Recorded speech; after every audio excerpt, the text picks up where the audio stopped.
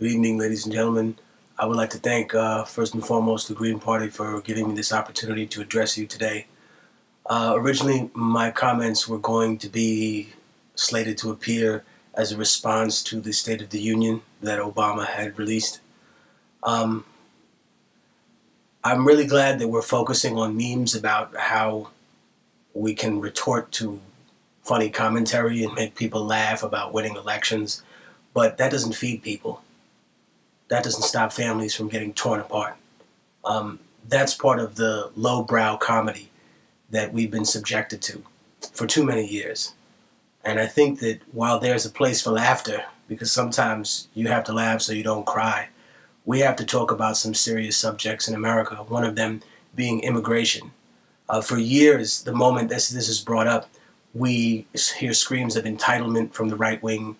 We hear, we'll deal with this later, from the Democratic Party. So as a representative of independence in the music world, and definitely a representative also of independence in the political world, I want to take this opportunity to put some more pressure on the people who claim that they are for immigrants' rights. We've gone through an incredibly painful number of years where families have been torn apart, where people have been displaced, where people whose only culture is the United States of America have been sent back to a place that their family escaped, sometimes for political reasons and sometimes for economic reasons, no different than the people that came illegally hundreds of years ago. Only that the individuals that came this time didn't steal anyone's land. They just wanted an honest day's wage for an honest day's work. And more often what they received is backbreaking labor for hardly anything. I think that the greatest critics of immigration and the people who clamor about it being amnesty, these are the greatest cowards in the story, because we don't see them in front of these multinational corporations doing sit-ins. We don't see them being willing to confront the people and the businesses that make the most money off of it.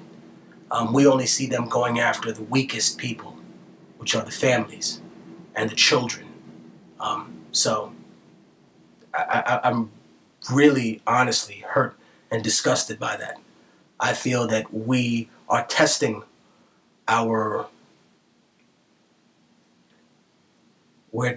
humanity on people. We're testing what they're willing to take, what they're willing to absorb, what they're willing to turn a blind eye to with these people, with our people, with other human beings. The president has time and time again deferred, put other things on the agenda, made a great coup in the sense that there's been a division now between people who feel like he represents their agenda and people who came in feeling like we've been suckered by an individual who promised us everything and who gave us very little in return. Now, I know that the president has a lot of supporters from the Congress who are much more passionate than him about this specific issue. I would like to personally thank those people.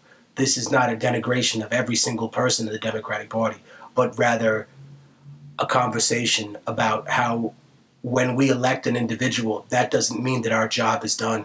The very next day after the president was elected, the progressive community and people in general should have put extreme pressure on him to complete these things, rather than to sit back and just expect the cards to fall where they may. I also want to speak at length, but I don't have the opportunity to do so now, but I would like to speak on the issues of police brutality. We have an extraordinary law in this government called posse comitatus. It prevents the police department and the military from being the same entity, and that's very important for people who don't understand that. Our military is supposed to fight enemies of the state. The police force is supposed to protect and serve the citizens of this country and people in general who come here, and to keep them safe. Now, I understand that if you are an officer, you most likely see a lot of terrible things. You know, you see more death than normal people do. just like a soldier. You know, you see a lot more human tragedy. You have to process that. And maybe we're not worried about your mental health when your mental health is the most important thing in terms of deciding what the future of someone's existence is going to be. However, if we're looking at it this way, then let's talk about what a soldier really is. A soldier's job in the field may be to go to war, but his real job is to save lives at home.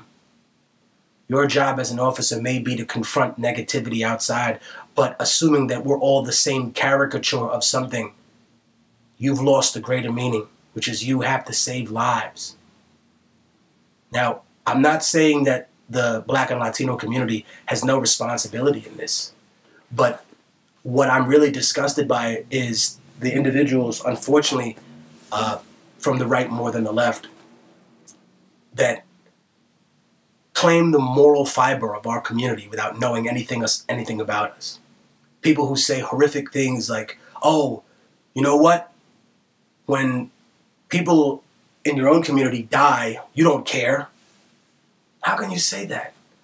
How can you be so racist? Well, that's a rhetorical question because I know how. I see that every day.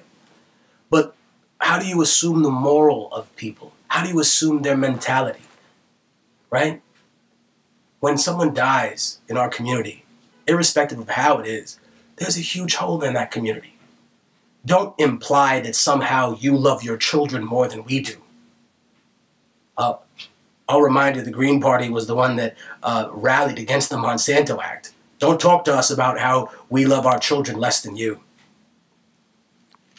The reality is that 99.999 something percent of the time, if someone is caught killing someone in an urban society or in a rural society, irrespective of race, typically that person's going to jail if they're caught on camera shooting or stabbing another person, where even the state has to admit that this is not an accident, this is a homicide.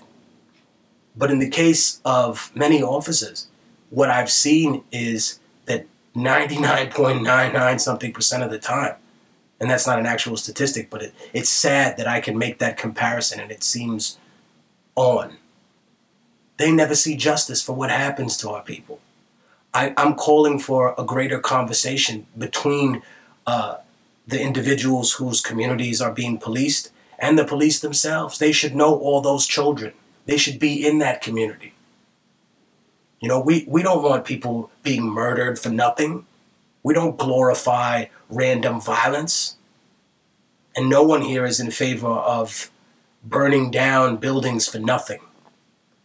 But the reality of the situation is that if you are arrested by a police officer, you can agree to say nothing to them. That's your right. But if you're caught by a military interrogator, you will talk. Now, regardless of what you think about the torture report or whether it should or shouldn't have been released, you will talk. It doesn't matter the story you give us. And the sickness of this has affected our nation so to the point that we refuse to even question authority, when the very basis of democracy is questioning laws that are unjust, is questioning and challenging authority with no morality, with no accountability, that doesn't offer justice.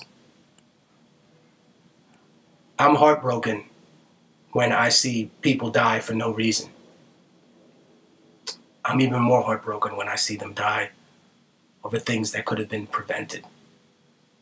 Now, unfortunately, there is some other blame to go around. It's not just the party that's in control. It's also the party that tries to stifle the discussion on race. You know, there are elements in our society, mostly from the far right, that think that talking about racism creates racism. This is the most backward idea that I've ever heard in my life. Talking about cancer doesn't cause cancer. Talking about rape doesn't cause rape. Educating your child about sex doesn't cause them to have premarital sex. If anything, it could stop a pregnancy. Force people to be more responsible. Force people to confront their own privilege. You know, I was talking about privilege to people, and at first they balked until I explained to them how many privileges I have. I have the privilege of manhood. Male privilege.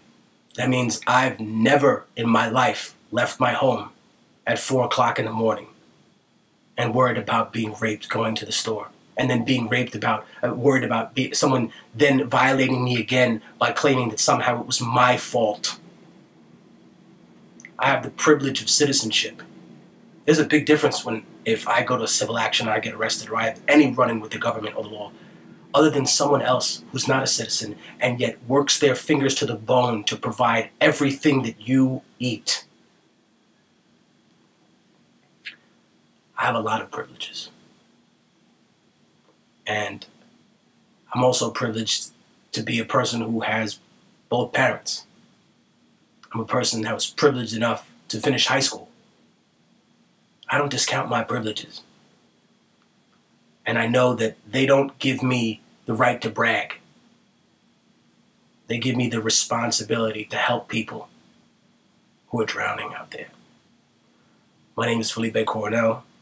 I go by the name Immortal Technique. I invite you to look at different options. That's them calling me now. I invite you to look at different options, because our democracy shouldn't be voting 25 times every century and expecting people to take a progressive agenda seriously. Peace.